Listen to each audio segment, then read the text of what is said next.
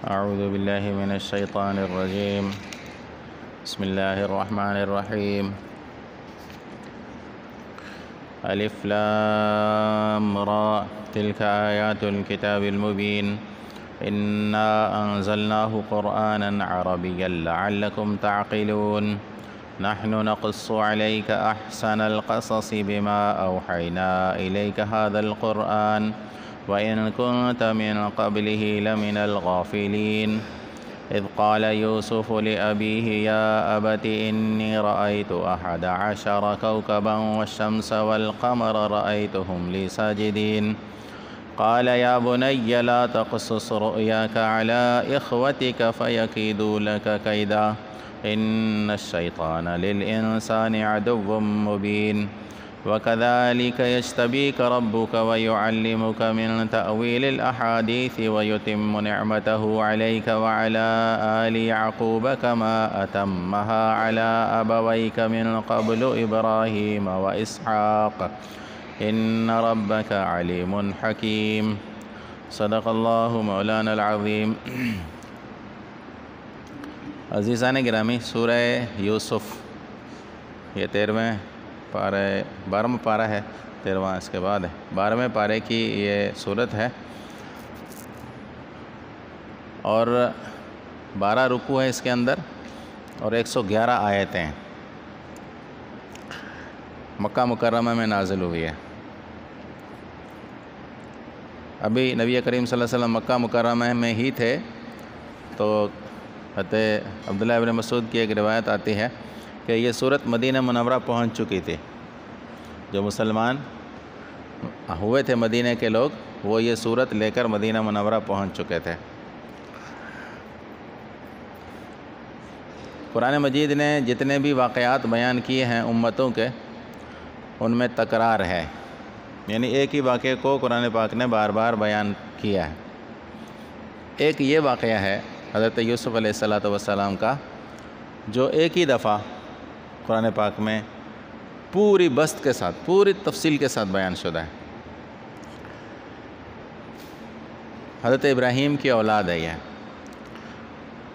حضرت عیسیٰ علیہ السلام سے 2000 سال قبل، 2000 سال پہلے حضرت ابراہیم علیہ السلام فلسطین سے کنعان منتقل ہو گئے تھے. ابراہیم علیہ السلام کے 2 بیٹوں میں سے ایک بیٹا حجاز میں جا کر مقیم ہوا اور دوسرا بیٹا یہیں مقیم رہا. تورات کے اندر ایک روایت ہے لکھی ہوئی کہ اللہ تعالیٰ نے ابراہیم علیہ السلام کو فرمایا تھا کہ صحرائے سینا کے جتنے ذرات ہیں اللہ تعالیٰ تجھے امامت کبریٰ دے رہے ہیں اور تیری نسل اور تیری خاندان بھی ایسے ہی دنیا میں بڑھے گی جتنے اس صحرا کے اندر ذرات ہیں. جس طرح یہ ذرات نہیں شمار کیے جا سکتے، اس طرح تمہاری اولاد بھی شمار نہیں ہو سکے گی. اللہ تعالیٰ نے سیدنا ابراہیم علیہ السلام کو امامت دی تھی، دنیا کے امامت، دنیا کے امام تھے وہ، اس لیے ان کے خاندان میں نبوت چلی ہے. تو حضرت اسحاق علیہ السلام کے خاندان میں پھر حضرت یعقوب علیہ السلام ہوئے اور حضرت یعقوب علیہ السلام کے بیٹے یہ حضرت یوسف علیہ السلام ہیں.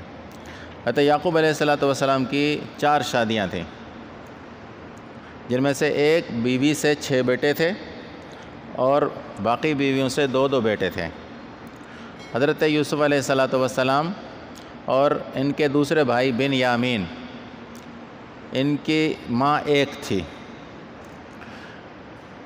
باقی یوسف علیہ السلام کے یعنی 11 بھائی اور بھی ہیں، بن یامین کے ساتھ 11 ہو رہے ہیں.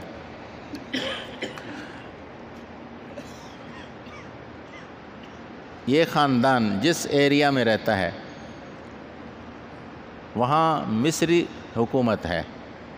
حکومت مصر کی ہے لیکن مصر بہت دور ہے.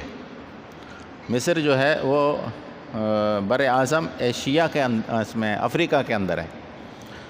تو یہ جو صحرا تھے، یہ لمبے صحرا تھے. یہاں بسنے والی قومیں کسی زمانے میں آباد تھیں تو وہ ختم ہو چکی تھی، ویرانیاں ہو چکی تھیں، خالی صحرا پڑے ہوئے تھے. اور یہاں رہنے والے اور بود باش والے لوگ ان کا ذریعہ معاش صرف جانور پالنا تھا، ان کا گوشت ان کے دودھ پر گزارا کرتے تھے۔ کوئی شہری تمدنی زندگی ان کی نہیں تھی، بالکل دیہاتی زندگی۔ نہ شہری زندگیوں کے آداب سے واقف تھے یہ لوگ، نہ شہری زندگیوں کا کبھی ان کو ہوا لگی تھی۔ جس ایریا میں یہ آباد ہیں وہیں حضرت یوسف علیہ السلام پیدا ہوتے ہیں۔ شعور آگاہی کی عمر جب آ جاتی ہے تو ایک خواب دیکھتے ہیں۔ وہ خواب اپنے والد کو سناتے ہیں، یعقوب علیہ السلام کو، اور یعقوب علیہ السلام انہیں منع کرتے ہیں کہ بیٹا یہ خواب اپنے بھائیوں کو نہیں بتانا، کیونکہ شیطان بہت زیادہ مکر اور فریب کرنے والا ہے۔ اپنے بھائیوں کو خواب نہیں بتانا، لیکن اللہ آپ کو بہت بڑی نعمت دینے والے ہیں، اور اللہ آپ کو تاویل احادیث سکھانے والے ہیں۔ جیسا کہ آپ کے بڑوں کو اللہ نے نبوت کی نعمت دی تھی، تمہیں بھی دے گی۔ کہتے ہیں کہ ابراہیم علیہ السلام سے لے کر یعقوب علیہ السلام تک اور پھر آگے کی نسلوں تک ہر بزرگ جانے والا پچھلوں کو ایک وصیت کر جاتا تھا، اور وہ وصیت یہ ہوتی تھی کہ اللہ نے ہمارے بڑوں کو امامت کبریٰ نبوت عطا کی ہے۔ اللہ نے وعدہ کیا ہوا ہے کہ جب تک گمراہ نہیں ہوں گے تب تک یہ فضیلت تمہارے اندر باقی رہے گی۔ اللہ کا وعدہ ہے کہ جب تک سیدھے راہ پر رہو گے تب تک اللہ کا فضل تمہارے ساتھ رہے گا۔ بھول مت جانا، جانے والا اپنے آنے والی نسل کو یہ وصیت کر جاتا تھا، اور یہ سلسلہ چلتا رہا۔ تو یوسف علیہ السلام کو بھی باپ نے یہ خوشخبری سنا دی کہ اللہ آپ کو چنیں گے۔ اچھا، دو چیزوں کے لیے یہاں چننا ہے، میں جب تشریح کروں گا تو آپ کو تعویل احادیث بھی بتاؤں گا۔ کچھ لوگ کہتے ہیں جی یوسف علیہ السلام کو خوابوں کی تعبیر کا علم تھا، اور اللہ نے یعقوب علیہ السلام نے یہ ان کو اشارہ دیا کہ اللہ تمہیں خواب کی تعبیر سکھائیں گے۔ لیکن یہ یاد رکھیں کہ جب خواب یعقوب علیہ السلام کو سنایا تو انہوں نے تو فوراً اس وقت تعبیر سنا دی تھی۔ تعبیر خواب کی اور خواب کی تہ تک ہر پیغمبر پہنچتا ہے، یہ یاد رکھیں۔ یہ کوئی صرف خصوصیت حضرت یوسف علیہ السلام کی نہیں ہے، یہاں اللہ تعالیٰ نے ان کو ایک اور خصوصیت دی ہے جو یعقوب علیہ السلام فرما رہے ہیں، تعویل احادیث۔ اس کا معنی صرف خواب نہیں ہے، خواب بھی اس میں شامل ہے، لیکن اور ایک نعمت ہے جس کو انشاءاللہ جب میں تشریح کروں گا تو آپ کو سمجھاؤں گا۔ تو بھائیوں کا حسد تھا، اس لیے کہ یوسف علیہ السلام کی زندگی باقی سب لوگوں سے مختلف تھی۔ اپنے باپ کے ساتھ محبت، باپ کے ساتھ علم و ادب کا رشتہ، اور خاندانی مزاج کے اعتبار سے یہ منفرد مزاج کے مالک تھے۔ بھائیوں کو حسد ہوا اور سوچا کہ کسی نہ کس طرح ان کو راستے سے ہٹائیں۔ قرآن پاک نے نبی کریم صلی اللہ علیہ وسلم کے بارے میں فرمایا ہے، وَإِذْ يَمْكُرُ بِكَ الَّذِينَ كَفَرُوا لِيَقْتُلُوكَ أَوْ يُثْبِتُوكَ أَوْ يُخْرِجُوكَ۔ حضور کے بارے میں دارالندوہ میں مشورہ ہوا تھا کہ ان کو قتل کر دیں، یا ان کو قید میں ڈال دیں، یا ملک بدر کر دیں۔ یہی سازش یوسف علیہ السلام کے بھائیوں نے بھی کی۔ سورت کا موضوع دیکھیں، اللہ نے مکے والوں کو سمجھایا ہے کہ جس طرح تم نے یوسف کے بھائیوں کی طرح حسد اور رقابت سے کام لیا، بالآخر کامیابی یوسف کو ہوئی، اور یوسف کے بھائی ان کے قدموں میں گرے، تمہارا بھی یہ اشر ہونے والا ہے۔ سورت مکے کے اندر اتری ہوئی ہے نا، مکے والوں کو یہ سبق سمجھایا گیا۔ تو بہرحال پہلے واقعے کو اجمالی طور پر سن لیں کہ یوسف علیہ السلام کے بارے میں باپ سے آ کر انہوں نے اپنے ساتھ لے جانے کے لیے درخواست دی کہ ہم اس کو اپنے ساتھ لے جاتے ہیں، کیونکہ ان کا گزر بسر جانوروں پر تھا، جانور چرانے لے جاتے واپس آتے، تو یوسف کو بھی ہمارے ساتھ کر دیں۔ مشورہ ان کا پہلے سے طے شدہ تھا۔ یعقوب علیہ السلام نے خدشے کا اظہار کیا کہ یار مجھے ڈر لگتا ہے کہ کوئی بھیڑیا اس کو نہ کھا لے، یہ خدشے کا اظہار کیا۔ خیر بھائی لے گئے یوسف علیہ السلام کو، اور راستہ جو سفر کا تھا سینا سے جو مصر جاتا تھا، راستے سے ہٹ کر ایک کنویں کے پاس جمع ہوئے، اور قتل کا منصوبہ بھی نہیں بنا سکے، مشورہ تو ہوا کہ قتل کر دیں، لیکن اس پر آمادہ نہیں ہوئے، اور ملک بدر کرنے کی بات ذہن میں فٹ ہو گیا، اس کو یہاں سے جان چھوڑا دے، کنویں میں ڈال دیا۔ وہ کنواں ویران تھا، پانی اس کے اندر نہیں تھا۔ اللہ تعالیٰ نے یوسف علیہ السلام کو تسلی دی، بے فکر ہو جائیں۔ کنویں میں بیٹھ گئے، اور عربوں کا ایک قبیلہ وہاں سے گزرتا ہے، راستے سے ہٹ کر، اتفاق سے، راستہ جو دوسرا ہے، راستہ چلنے والا عام الگ ہے، یہ کنواں ایک طرف ہے، تو وہ پانی کے لیے ڈول اندر ڈالتے ہیں، اور یوسف علیہ السلام اسی ڈول میں بیٹھ کر باہر آ جاتے ہیں۔ وہ لوگ دیکھتے ہیں، بڑے خوش ہوتے ہیں، قرآن پاک نے ان کی خوشی بیان کی، خوش ہوتے ہیں، اور اتنے میں بھائی بھی پہنچ جاتے ہیں یوسف علیہ السلام۔ یہ تو ہمارا بندہ ہے، کہاں لے کر جا رہے ہو؟ میں کہا بھئی یہ تو ہمیں ملا ہے۔ اس زمانے میں لوگ انسانوں کو کوئی بچہ مل جاتا، کوئی لاوارث آدمی مل جاتا تو لے کر بازار میں بیچ دیتے تھے، تو ہم تو اس کو لے جائیں گے، تو ہمارا سرمایہ ہے۔ انہوں نے کہا نہیں، ہمیں پیسے دو، تو پھر کچھ پیسے لیے، اور انہوں نے سمجھا کہ اب یوسف علیہ السلام سے ہماری جان چھوٹ گئی۔ یوسف علیہ السلام ایک دیہاتی آدمی ہے، جو شہری اور تمدنی زندگی سے بالکل ناواقف، مصر کے بازار میں پہنچتے ہیں، اور مصر کا اس وقت کا فرعون جو بادشاہ تھا وہ خرید لیتا ہے، اور اس کے گھر میں پرورش ہوتی ہے۔ یوسف علیہ السلام نہ شہری زندگی سے واقف ہیں، نہ ان کو شہری زندگی کے کوئی آداب آتے ہیں، لیکن پھر بھی عزیز مصر متاثر ہوتا ہے، اور اس کی بیوی فریفتہ ہو جاتی ہے اور گناہ کی دعوت دیتی ہے۔ اللہ تعالیٰ یوسف علیہ السلام کو اس سے محفوظ فرماتے ہیں، لیکن عورت مکاری کر کے یوسف علیہ السلام کو جیل میں ڈلوا دیتی ہے۔ 9 سال جیل میں گزرتے ہیں۔ جیل میں جو 2 ساتھی یوسف علیہ السلام کے ساتھ ہیں، وہ خواب دیکھتے ہیں اور یوسف علیہ السلام کو آ کر سناتے ہیں۔ یوسف علیہ السلام انہیں خواب کی تعبیر بتاتے ہیں۔ بات گئی گزری ہو گئی، 9 سال اس میں گزر گئے۔ مصر میں قحط آنے والا ہے، اور بادشاہ کو خواب نظر آتا ہے، جس خواب کی تعبیر وہ اپنے معبروں سے پوچھتا ہے۔ مصر اس زمانے میں دنیا میں سب سے ترقی یافتہ ملک تھا، لیکن دین سے ناواقف تھا۔ دین یوسف علیہ السلام کی زندگی کے اندر تھا، باقی جتنے لوگ تھے بڑا علم، بڑی آگاہی، بڑا شعور۔ مصر کے لوگ، اب آج کے زمانے میں معاصر مصر کے نام سے ایک کتاب ملتی ہے، آپ پڑھیں گے تو حیران ہو جائیں کہ کیسے کیسے ان لوگوں کے پاس علوم تھے۔ آج تو کچھ بھی نہیں ہے اس کے مقابلے میں علم، کسی بھی شے کی حقیقت تک پہنچ جانا ان کا کام تھا۔ جادوگر تو آپ نے سنا ہی ہے، جادو کا بڑا زور تھا، جادوگر بھی بات کی سطح تک سے لے کر تہ تک پہنچ جاتے تھے۔ تو بڑا شعور، بڑی آگاہی اور اعلیٰ درجے کے علوم اور فنون ان کے پاس ہیں، لیکن دین کی زندگی ان کے اندر بالکل بھی نہیں ہے۔ یوسف علیہ السلام دینی زندگی، چونکہ خانوادہ ایسا ہے، گھرانے ایسے میں پیدا ہوئے ہیں۔ اگر کوئی یہ سوچے کہ جی یوسف علیہ السلام کا خاندان کسی زمانے میں بادشاہی کرتا رہے تو چلو اس کے اثرات خاندان کے نچلوں میں آتے ہیں، وہ بھی نہیں ہے۔ کچھ بھی شاہی زندگی یا شہری زندگی کا ان کے گھروں میں گزر تک نہیں ہوا۔ یہ دیہات بالکل بدوی طور پر زندگی گزارتے ہیں۔ وہ دونوں قیدی جیل سے رہا ہو جاتے ہیں، ایک ان میں سے پھانسی لٹکتا ہے اور دوسرا زندہ بچ جاتا ہے۔ بادشاہ خواب جب دیکھتا ہے، لوگوں سے تعبیر پوچھتا ہے تو لوگ اس کی تعبیر نہیں بتاتے، کہتے ہیں ایسے ہی خواب ہے، تعبیر اس کی کوئی نہیں ہے۔ لیکن جو قیدی ہے اس کو کچھ عرصے کے بعد یاد آ جاتا ہے کہ ہاں ہمارے ساتھ جیل میں ایک ساتھی تھا، بڑا دیندار، بڑا سنجیدہ، نیک صالح شخص تھا، اس نے مجھے میرے خواب کی جو تعبیر بتائی تھی وہ تو صحیح نکلی۔ تو بادشاہ سے اجازت مانگی کہ مجھے جیل میں جانے دو تاکہ میں یہ خواب کی تعبیر آپ کو پوچھ کر آ کر بتا دوں۔ خواب کی تعبیر آ کر یوسف علیہ السلام سے پوچھی، جا کر بادشاہ کو بتائی۔ بادشاہ نے بلوایا اپنے پاس، لیکن یوسف علیہ السلام نے جو الزام لگا تھا پہلے اس کی تحقیق کا مطالبہ کیا کہ مجھ پر جو الزام لگایا گیا ہے پہلے اس کی تحقیق کی جائے، پھر میں باہر نکلوں گا۔ تحقیق ہوئی اور عزیز مصر کے فرعون کی گھر والی نے اقرار کیا کہ یہ بے گناہ ہے، قصور میرا تھا۔ پھر یوسف علیہ السلام کو دوبارہ بلایا جاتا ہے اور یوسف علیہ السلام بادشاہ کے دربار میں پہنچتے ہیں۔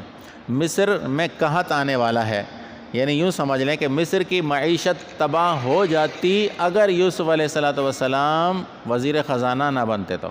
ایک دیہاتی آدمی جو دیہات سے اٹھ کر آیا، تمدن اور شہری زندگی کے باسیوں کو معاشی طور پر وہ شخص بچاتا ہے، جس کے پاس ظاہری دنیاوی علوم کچھ بھی نہیں ہے۔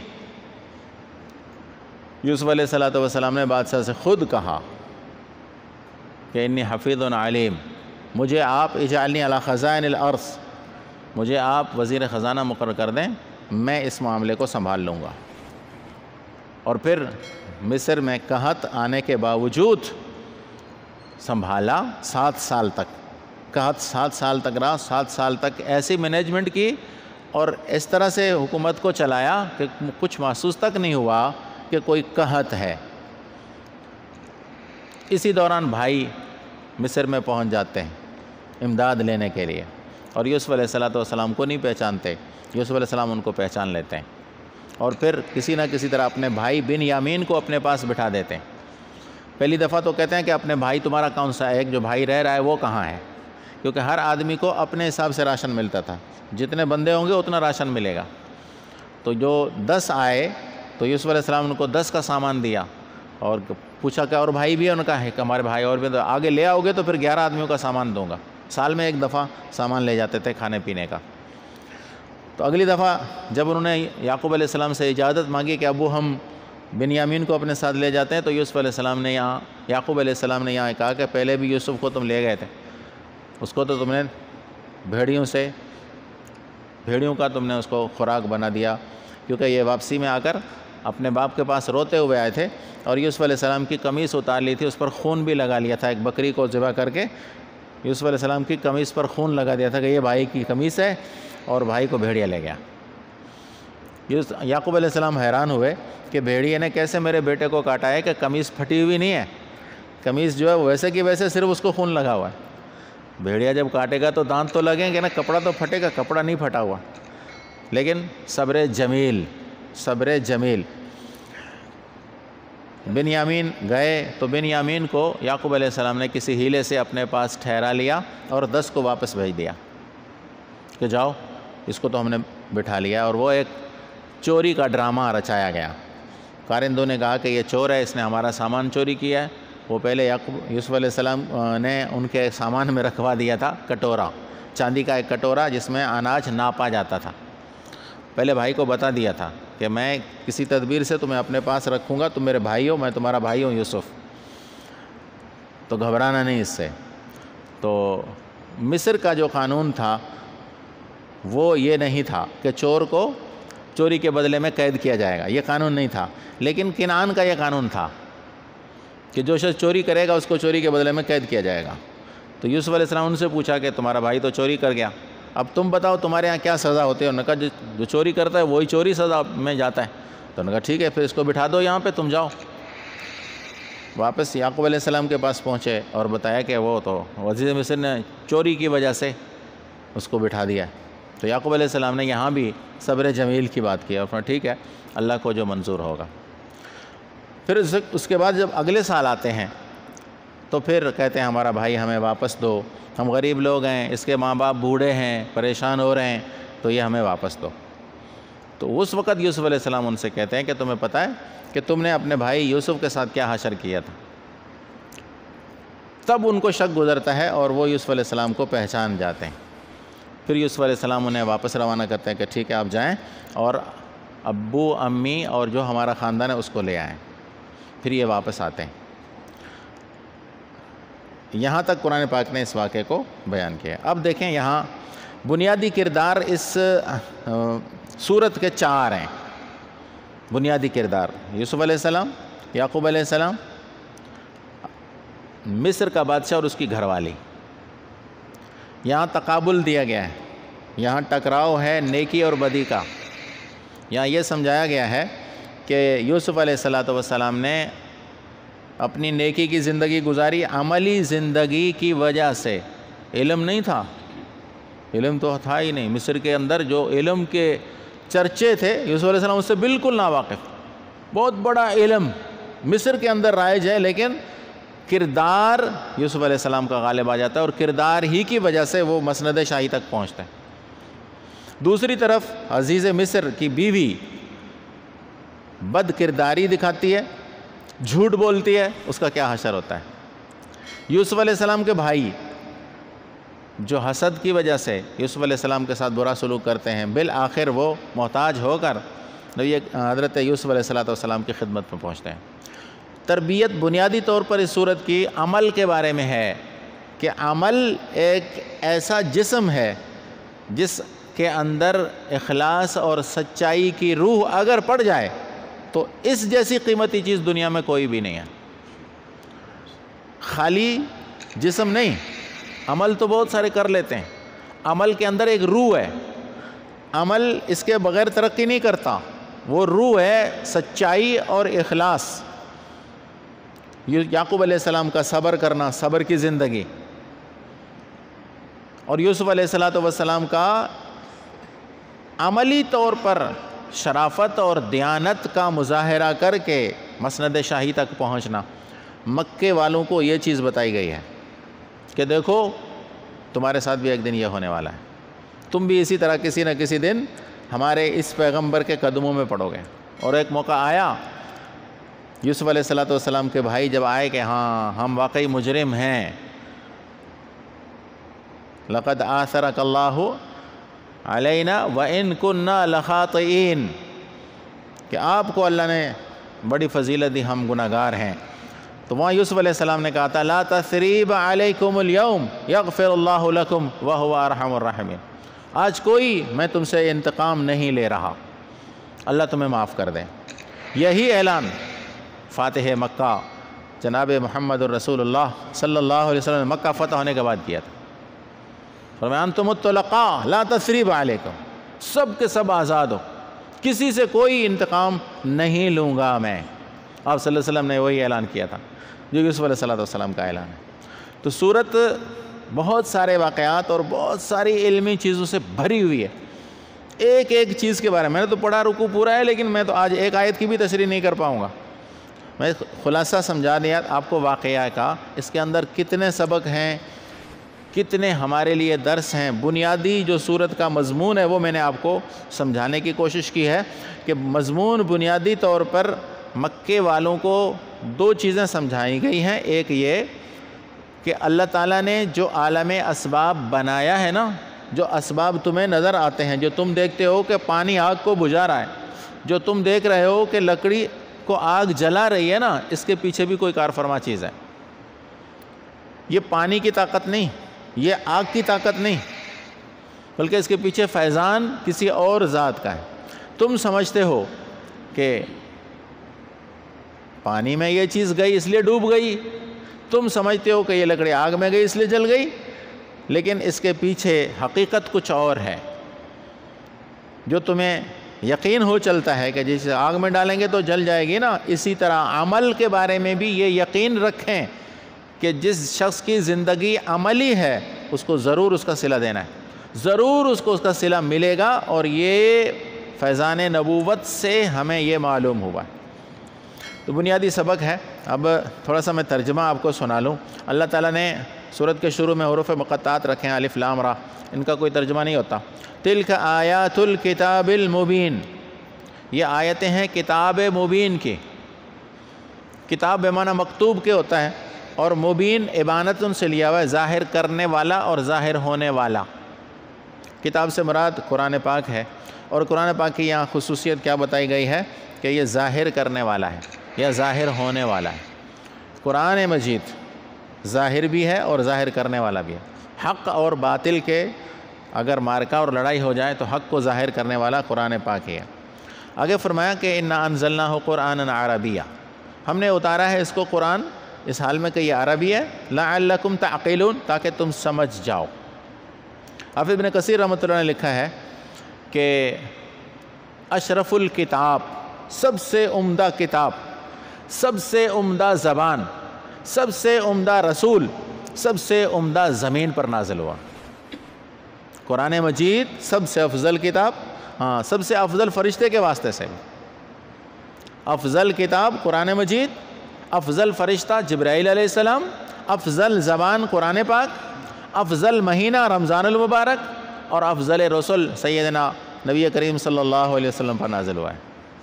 اچھا، قرآن کے بارے میں کیا فرمایا کہ ایک عربی ہے۔ کہتے ہیں کہ کوئی بھی زبان 500 سال تک زندہ نہیں رہتی. آج سے 500 سال پہلے جو اردو زبان تھی وہ ہمیں سمجھ میں نہیں آئے گی. اگر 500 سال پرانا کوئی بندہ اب اٹھ کر آ جائے تو وہ ہماری زبان نہیں سمجھے گا. کوئی بھی زبان لے لیں, کسی زبان کی تاریخ ایسی ہے کہ 500 سال تک وہ اتنا اس کے اندر تبدیلی ہو جاتی ہے کہ وہ باقی اصلیت اس کی نہیں رہتی. آپ کے جو یہاں گبول بیٹھے ہوئے ہیں, یہ 100 سال پہلے کسی پرانے گبول سے جا کر آپ ملیے, یہ لوگ جو نئے ہیں ان کی زبان نہیں سمجھیں گے. یہ 100 سال کے اندر بہت زبان کے اندر فرق ہو جاتا ہے. تو 500 سال تک زبان چلتی ہے. لیکن قرآن پاک وہ واحد زبان ہے, عربی زبان وہ واحد زبان ہے جو 1500 سال گزرنے کے بعد بھی ویسی کی ویسی ہے.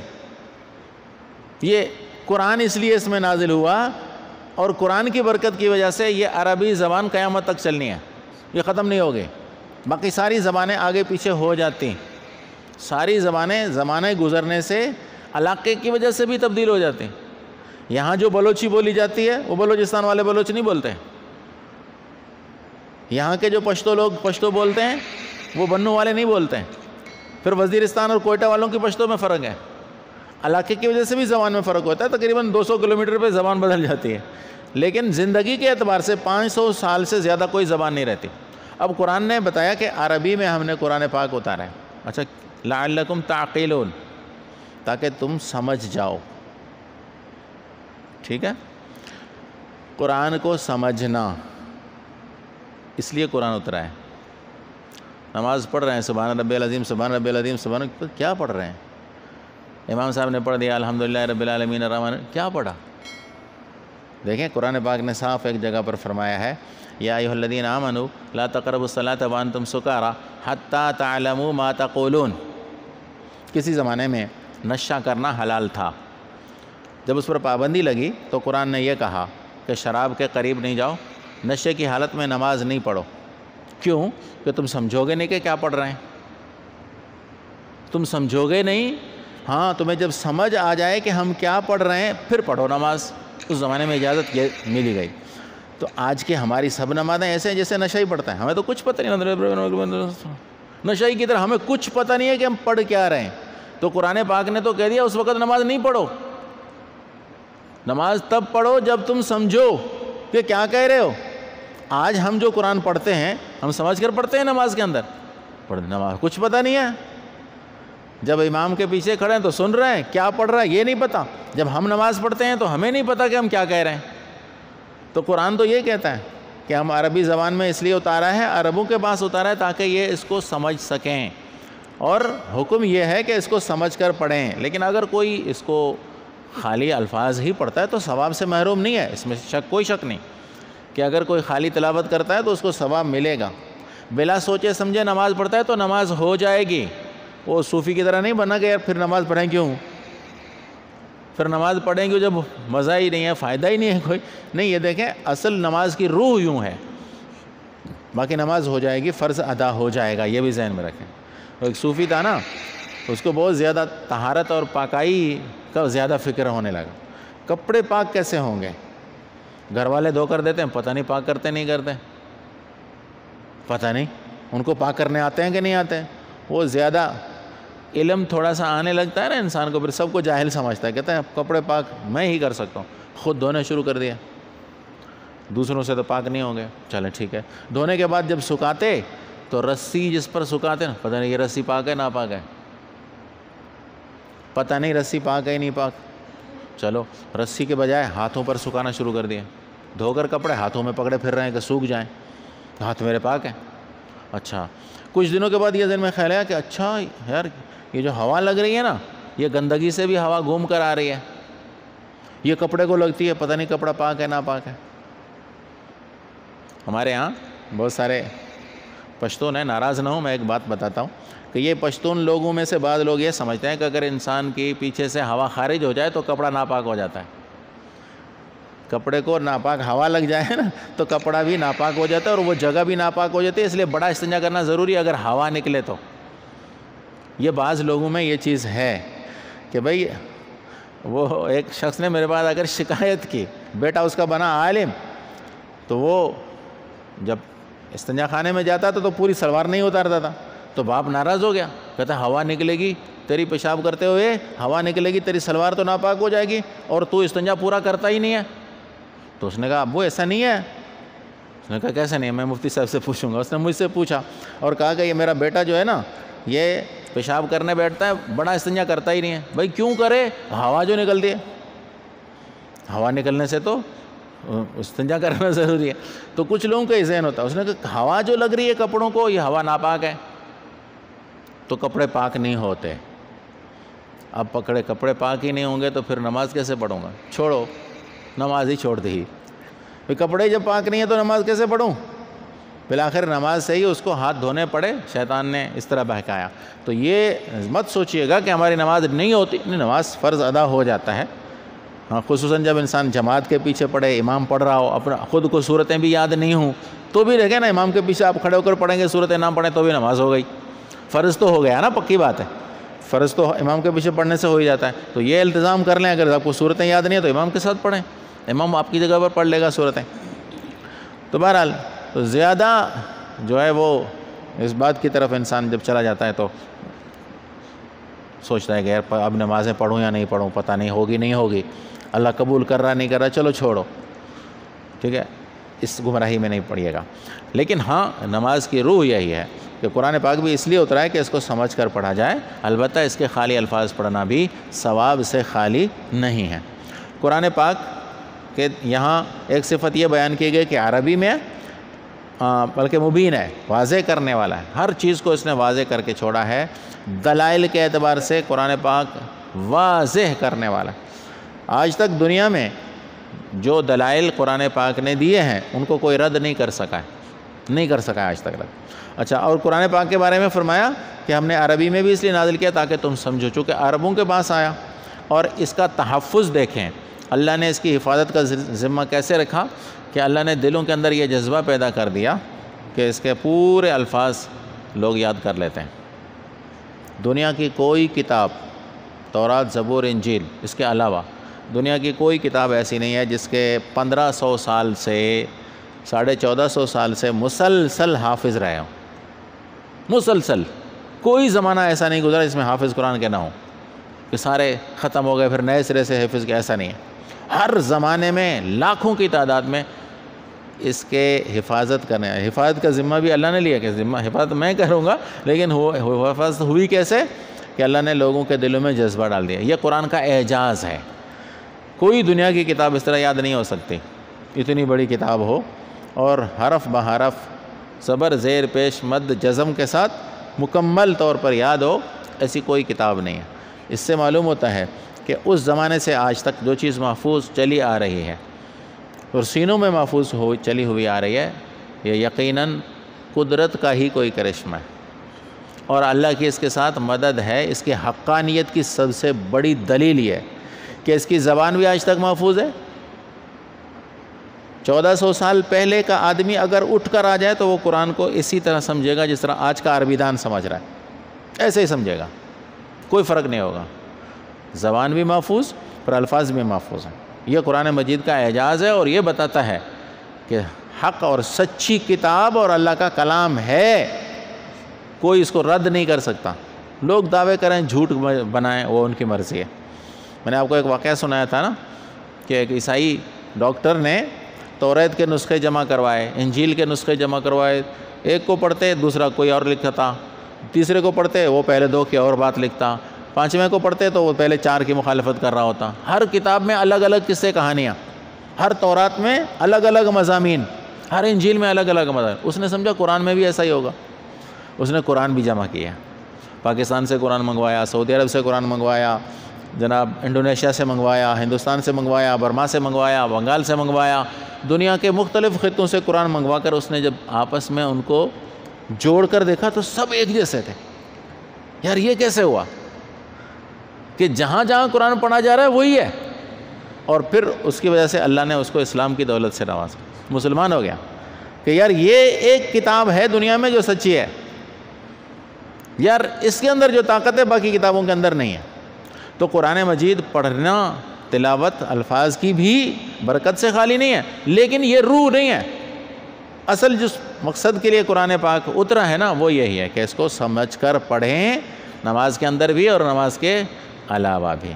اللہ تعالیٰ ہمیں توفیق دے۔ میں نے 2 آیتوں کی تشریح کی، انشاءاللہ اب آگے جیسے جیسے یہ واقعات تفصیل کے ساتھ آتے جائیں گے، ان کے اندر اسباق ہیں، ان کے اندر ہمارے لیے عبرتیں ہیں، وہ انشاءاللہ اپنے جگہ پر انشاءاللہ آپ سنتے رہیں گے۔ اللہ تعالیٰ ہمیں سمجھ عطا فرمائے۔